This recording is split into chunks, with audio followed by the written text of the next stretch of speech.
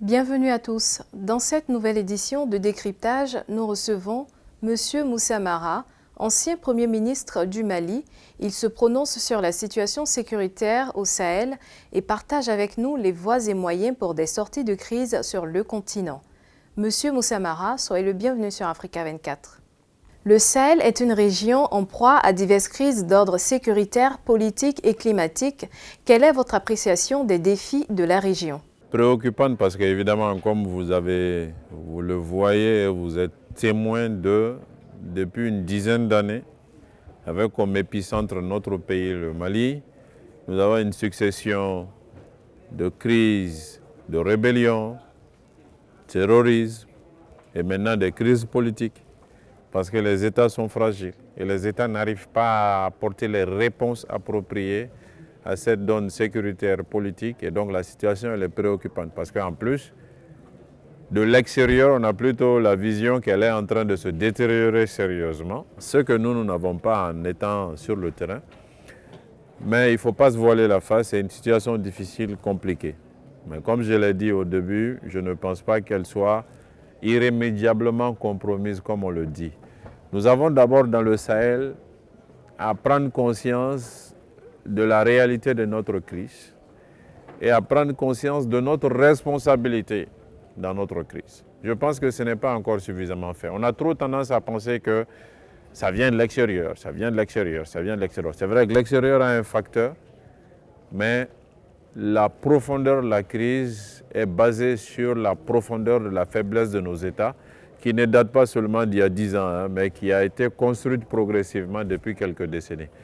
Cette prise de conscience, il faut que nous l'ayons et que nous nous disions au Sahel, aux problèmes sahéliens, des solutions sahéliennes.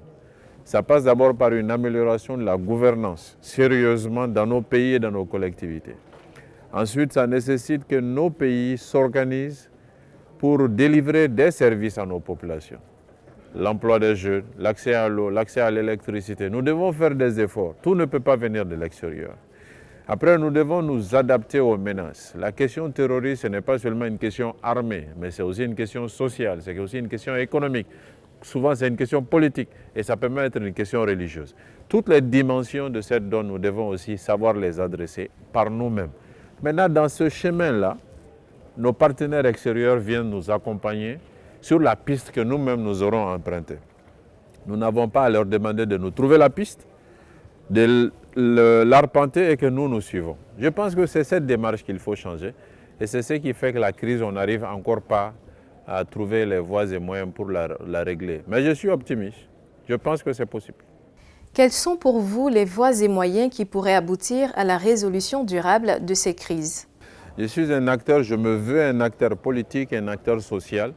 Je pense que c'est de se battre d'abord pour éclairer davantage nos leaders, nos populations, la société civile, nos partis politiques pour se dire qu'il faut une solution sahélienne pour le Sahel. Ça nécessite que nous arpentions nous-mêmes ces chemins-là.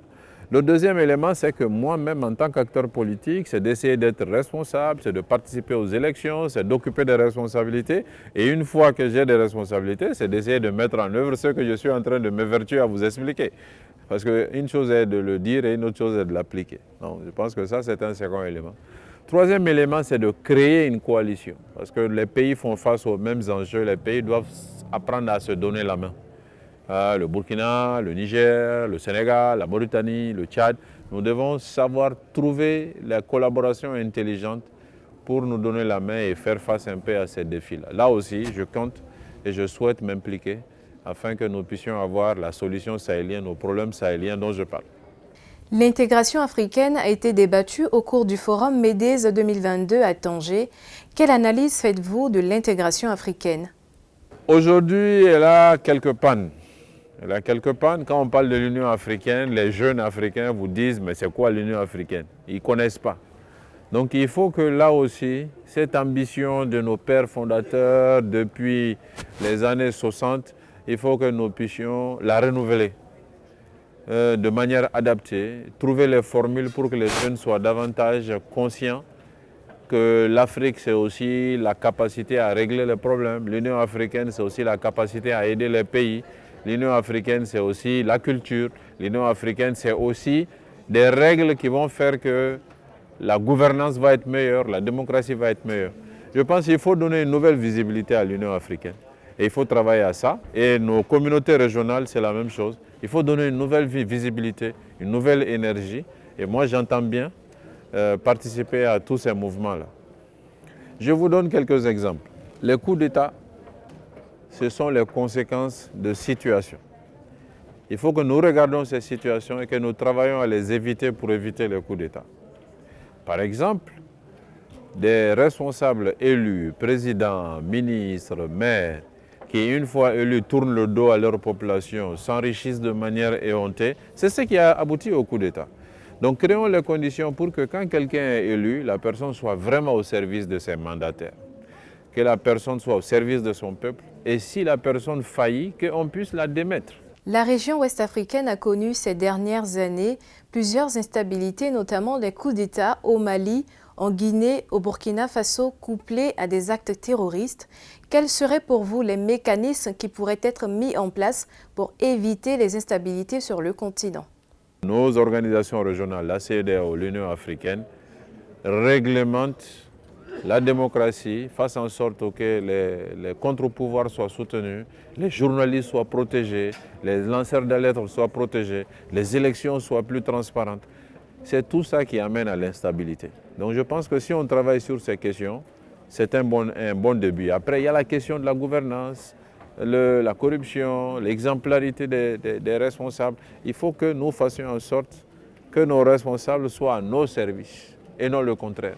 Je pense que quand on travaillera sur ces questions, les jeunes se sentiront davantage concernés parce qu'ils verront des responsables qui tiennent compte de leurs aspirations, qui prennent soin de leurs aspirations et d'eux-mêmes. Et là, on entrera dans un processus plus constructif pour nos pays et pour le continent. En juillet dernier, le chronogramme de la transition a été adopté par les autorités de votre pays, le Mali, en accord avec la CEDEAO. Comment se déroule le suivi de ce chronogramme à quelques mois des élections présidentielles et législatives? Et quel message pouvez-vous lancer à tous ces acteurs politiques pour une sortie de crise réussie au Mali? Nous avons une transition actuelle avec un chronogramme conclu avec la CEDEAO. Le chronogramme, on est tous en train de le suivre. Nous demandons à tout le monde de nous aider à faire en sorte que ce chronogramme soit respecté. La CEDEAO, nos pays voisins et évidemment nos autorités, nous les encourageons à rester sur ce chronogramme et à faire en sorte qu'il y ait la meilleure entente possible avec nos voisins et avec la CEDEAO. C'est ça la sortie de la crise par le haut et je suis optimiste là-dessus. Monsieur Moussa Mara, ancien Premier ministre du Mali, merci d'avoir répondu aux questions d'Africa 24. Merci à vous d'avoir suivi cette édition de décryptage. À très vite pour une autre édition sur Africa 24.